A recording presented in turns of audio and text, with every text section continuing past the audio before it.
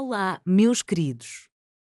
Hoje vou revelar um segredo que vai transformar o seu sítio num verdadeiro conto de fadas.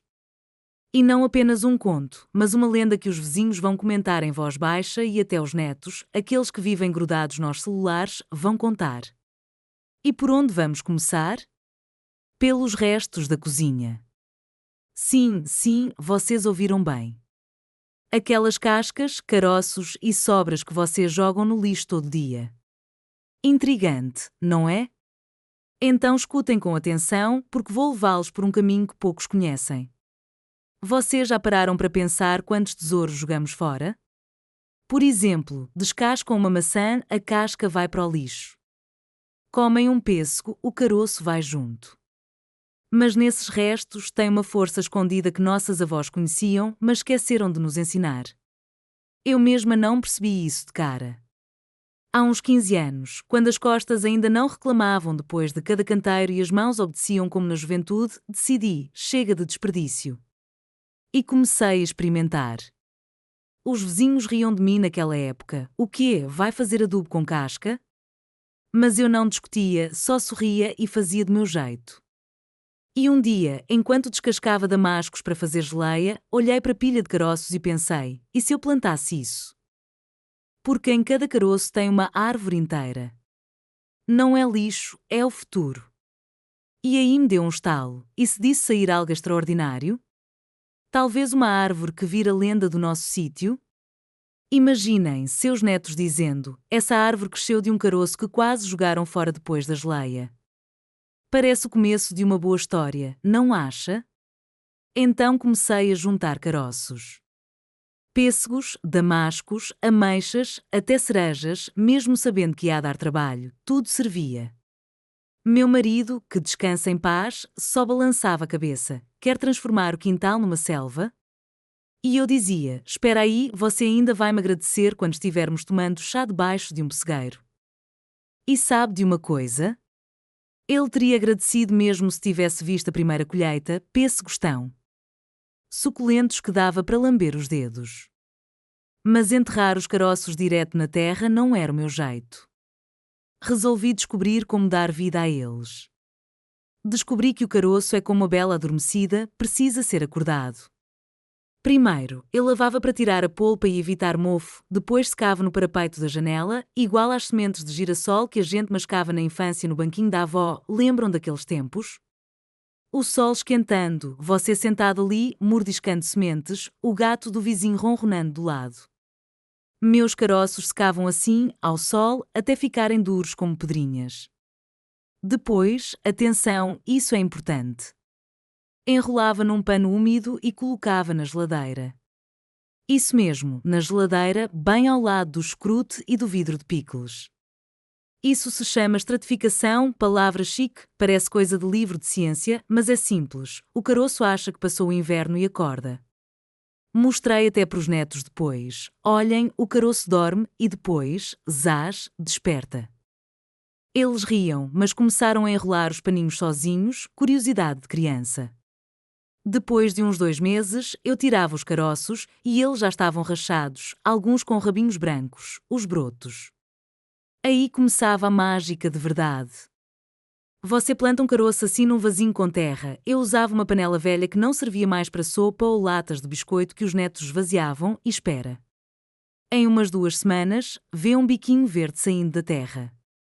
Não é um milagre?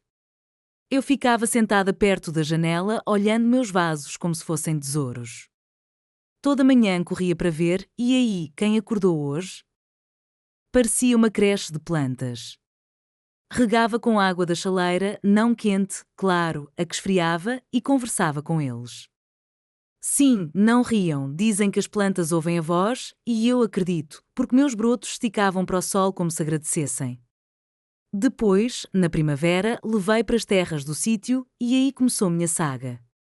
A primeira arvorezinha que pegou foi um damasqueiro. Que frutos brilhantes ele deu depois de 5 anos, como pequenos sóis nas ramas, reluzindo ao pôr do sol. Mas antes disso teve tropeço, claro. Metade dos caroços não brotou, talvez eu tenha deixado demais na geladeira ou a terra estava muito molhada depois da chuva.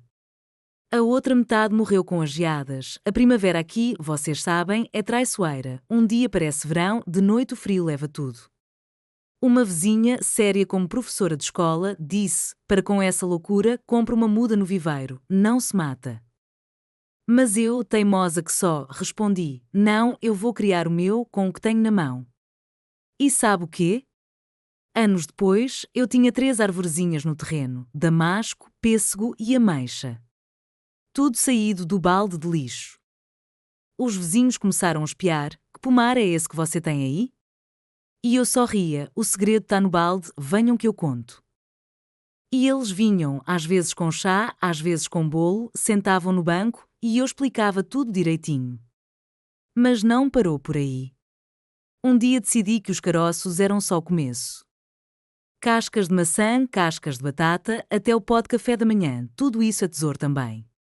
Comecei a fazer composto. No início, jogava tudo num monte atrás do galpão, preguiça e as forças já não são as de antes. Mas depois peguei gosto. Comecei a misturar, regar com a água que sobrou de cozinhar macarrão, que pena jogar fora. Virar com um forcado, como na juventude, quando mexia o feno no campo, só que agora as costas reclamavam menos. E em um ano, consegui uma terra preta, fofinha, gorda, igual manteiga na frigideira. Plantei minhas arvorezinhas nela e elas cresceram como se estivessem encantadas. Até uma macieira velha, seca há 10 anos, floriu do nada, quase deixei os óculos caírem de tão surpresa. Flores brancas como neve, um cheiro que trouxe todas as abelhas da redondeza. No ano seguinte, deu frutas, pequenas mas doces, iguais às da infância, quando subíamos nas árvores com as amigas até a avó correr atrás com a vassoura. Aí entendi, os restos não são lixo, são a chave para um pomar lendário. Depois me veio outra ideia. Peguei os restos de maçã que sobraram de uma torta e deixei de molho num balde com água. Em uns dias, a água fermentou, cheirava a vinho novo, até fiquei meio tonta. Que eu é com um pano, uma cortina velha da cozinha, e reguei minhas árvores com isso. E adivinha? No ano seguinte, aquela macieira que não dava nada desde que compramos o sítio deu frutas enormes, suculentas, como as maçãs rejuvenescedoras dos contos. Os vizinhos vieram correndo ver, perguntavam: o que você botou aí? E eu, tudo da cozinha, não comprei nada. E é verdade, tudo que precisamos está em casa. Mas a história não acabou. Um dia, os netos chegaram, barulhentos, alegres, com aqueles aparelhinhos que ficam mexendo o tempo todo. Levei eles para o terreno e disse: esse pessegueiro veio de um caroço que quase joguei fora quando fiz geleia para vocês. Não acreditaram de início, riram: você inventou isso. Mas depois começaram a juntar caroços, um até trouxe uma tigela. Faz mais geleia, eu pego todos os caroços. Há 3 anos temos um projeto de família no sítio, cada um planta a sua árvore. Um levou um vaso para casa, pôs no varandim, disse: vou fazer um pomar na cidade. Ri, mas não desencorajei, que tente, vai que dá certo. Agora os vizinhos não riem mais, pedem conselhos. Vêm às vezes com caderninhos, conta como você faz. E eu digo: comecem pela cozinha, seus tesouros estão lá. Não é só conversa. A gente acha que o sítio é só trabalho bruto, enxada e suor, costas curvadas. Mas eu digo, é também um jogo, uma aventura. Você pega o que parece inútil e transforma em maravilha. E não tenham medo de errar, nem toda a árvore vinga, nem todo caroço brota. Às vezes replantei 3 vezes até achar o lugar certo, onde a terra é boa e o sol esquenta mais. Mas as que resistem viram suas lendas. Imaginem, vocês andando pelo sítio e lá estão árvores que vocês criaram do que jogavam fora. Damasco cheirando a sol, ameixas explodindo de suco, maçãs. Como de revista. Cada fruta é uma vitória. Mas tem mais. Um dia resolvi tentar com caroços de cereja. Pequenos, duros, difícil acordar eles. Coloquei em água quente primeiro, dizem que amolece a casca para broto sair. Depois, no pano e na geladeira, uns 3 meses. E sabe o quê? Metade brotou. Plantei num balde velho que juntava poeira no sótão e no verão já tinha arbustinhos de 10 centímetros, firmes como soldadinhos. Ainda não dão frutos, precisam de 5 ou 6 anos, mas eu sou paciente. Meu sonho agora é uma alameda de cerejeiras ao longo da cerca. Imagina que lindo vai ser quando florescer? Na primavera, nuvens brancas de flores, no verão, frutas vermelhas como contas. Os vizinhos já estão com inveja antes, dizem, depois nos convida para a geleia. E eu rio, plantem vocês, eu dou caroços. Também vi que os restos ajudam mais que árvores. Cascas de batata enterradas debaixo dos pés de groselha deixam as frutas mais doces, não esperava até provar. Antes eram azedas, agora os netos esvaziam uma tigela numa tarde. O pó de café eu ponho nos roseirais, florescem tanto que os passantes param para ver, alguns até tiram foto. Uma vez uma mulher de outra rua veio, onde você pegou essas rosas? E eu, na cafeteira. Ela não entendeu de cara, mas correu para casa juntar borra.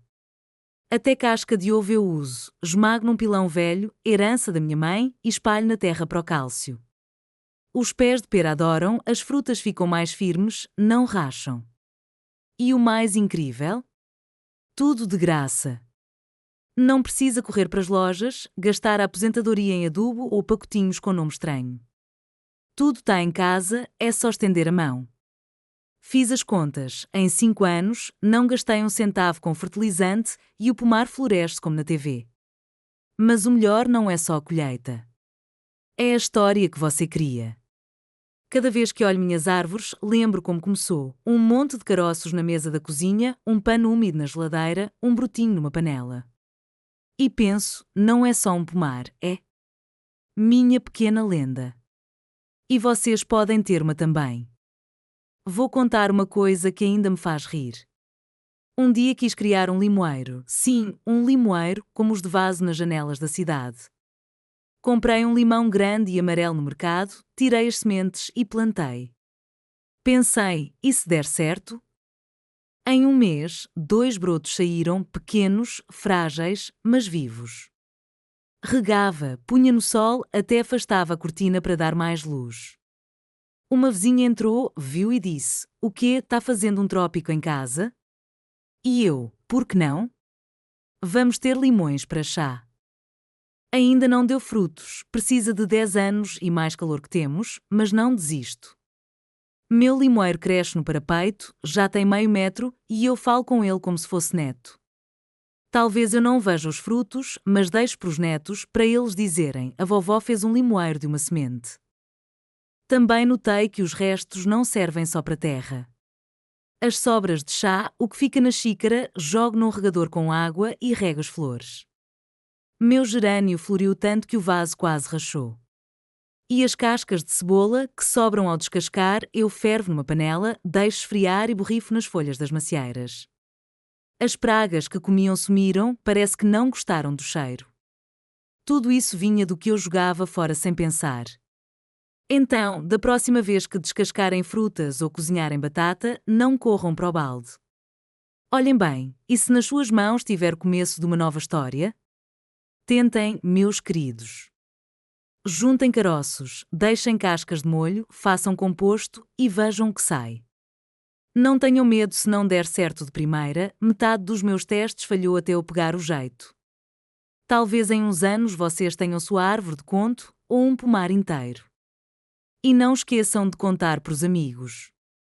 Liguei para uma amiga antiga outro dia, já tentou plantar caroços? Ela disse, joguei fora a vida inteira. No dia seguinte, ligou, olha, já tenho 3 vasos no parapeito, esperando brotos. É assim que a mágica começa, com um carochinho. E quem sabe, daqui uns anos a gente se junte no sítio para tomar chá debaixo de árvores que cresceram do que quase jogamos fora. Os netos vão correr por aí perguntando: "Foi você que plantou? De onde veio?" E a gente vai contar como fez lendas com os restos da cozinha.